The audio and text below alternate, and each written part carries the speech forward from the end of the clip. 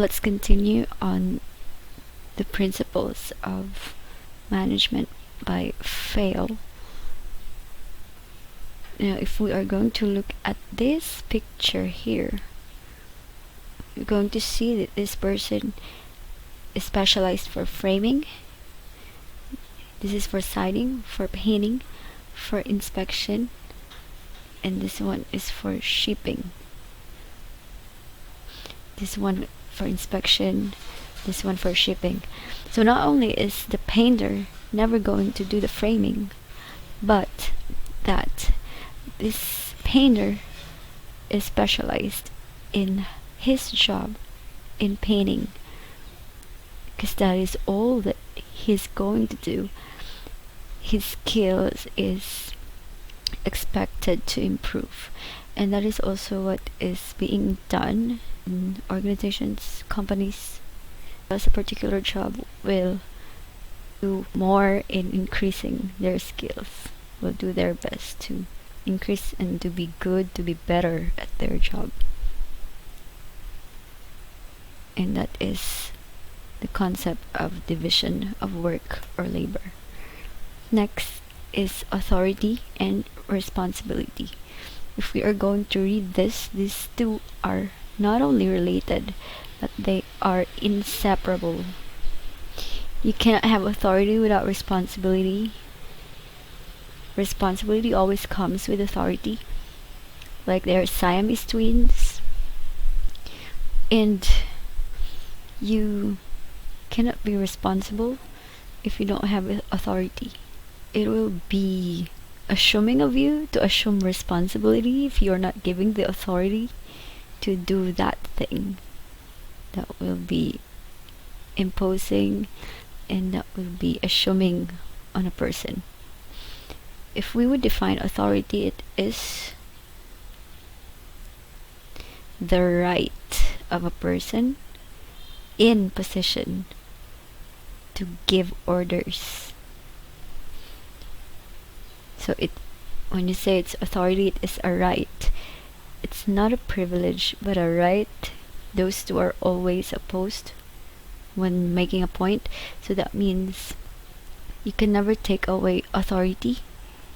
But it's not just authority does not reside in a person, it resides in the position. Authority doesn't reside in a person but in position. That's why it is a right. The position and the person who occupies the position will always have the right that comes along with the position. And what is that right? It is the right to give orders. It's not a right for anything else but to give orders. And authority is not only the right that is coming with a position to give orders, but it's also the power to exact obedience. And many times in many contexts, authority and power are exchangeable. Now when you say that person is powerful, that means he has authority to exact obedience. In different contexts, that exacting for obedience can come in many reasons for that exacting of obedience. But in the case of organization, it comes with a position, and with a position, the person who is in position has ability to do damage to whoever is below them. And that power exacts obedience because the person below them don't want that whatever damage that they can do to them if they will disobey orders. So we have an examples here of a sales manager who has the right to expect from the sales supervisor the required volume of sales for a given period. So the sales manager can go to a supervisor and demand. If it is a right, it can be demanded. Right entails demand. Now, if you have a right to something, you can demand for it. because it's your right. So for the case of a sales manager, he is the manager, he can demand from the supervisor what is required of them, what target of volume of sales that they have for that period of time, maybe a week or a month.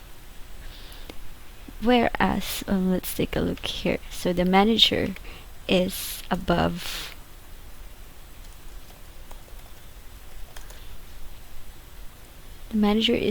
a supervisor and say a sales representative. So the manager can demand to the supervisor, you have to give me the volume of sales that we gold in our company.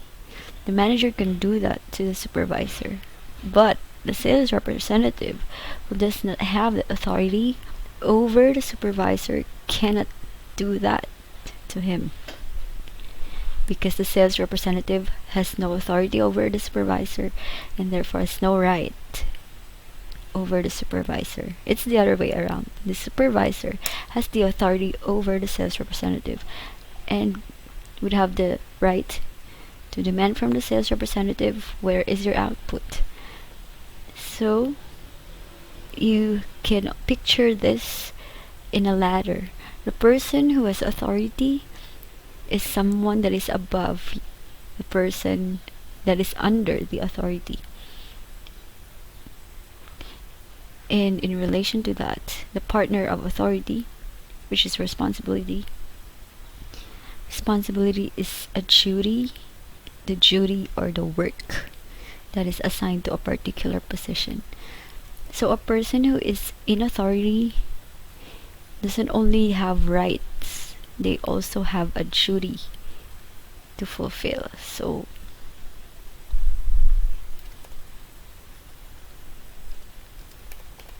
authority has, like we can say, two heads that goes along with it, and that is right and duty.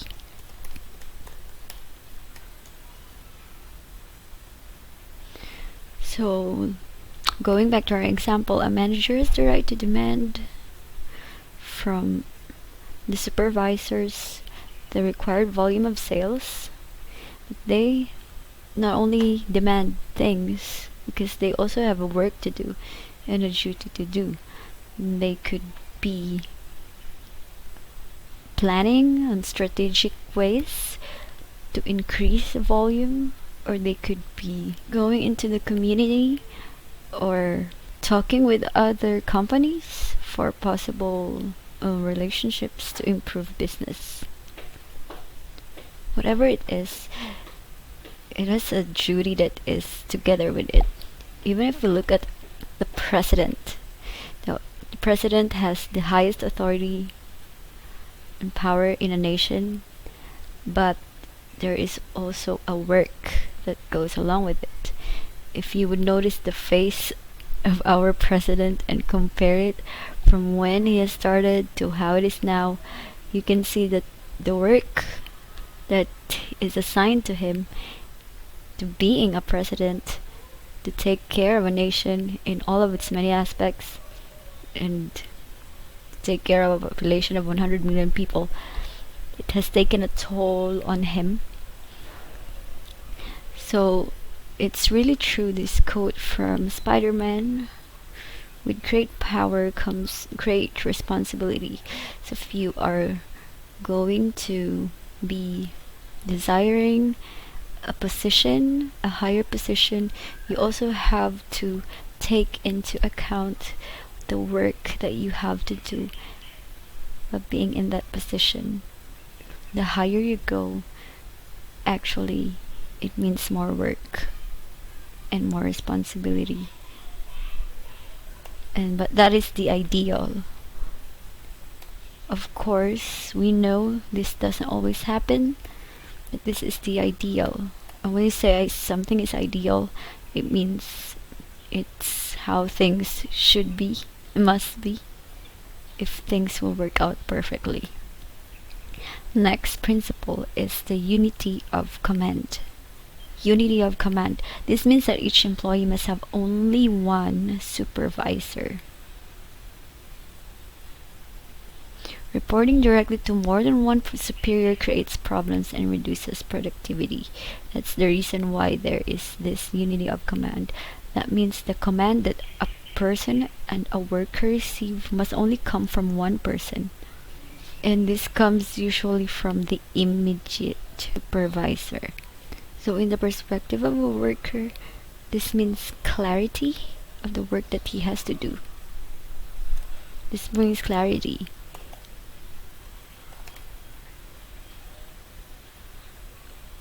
A worker only receives whatever is the task from his or her immediate supervisor, and rightly so, the worker will be able to be clear in what he has to do and the task that he has to do. So he is responsible only to his supervisor. So here we have the right approach and the wrong approach. Because if a person is going to report to more than one supervisor, like two supervisors, it's going to create confusion, especially since no two minds are alike. So this one supervisor might be thinking of something else, and this one is thinking of something else. And a person who is listening to both of them is going to be confused about who or he or she is going to follow. And that reduces productivity. And yes, it creates problems. So there must be unity of command. It's the ideal thing in an organization. Next is the subordination of individual interest to general interest. This means that the goals of the organization should take precedence over individual goals, like 10% increase in the salaries of certain employees. So what does this mean? That means that everyone is running towards one goal, not the goal of this one person,